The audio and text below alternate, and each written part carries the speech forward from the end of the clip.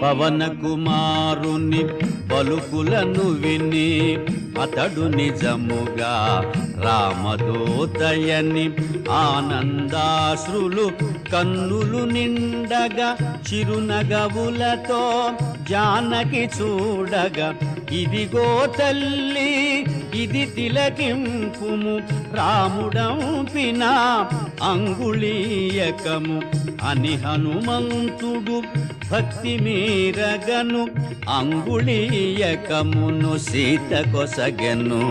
శ్రీ హనుమాను గురుదేవులు నాయద పలికిన సీతారామ కథ నే పలికద సీతారామ కథ.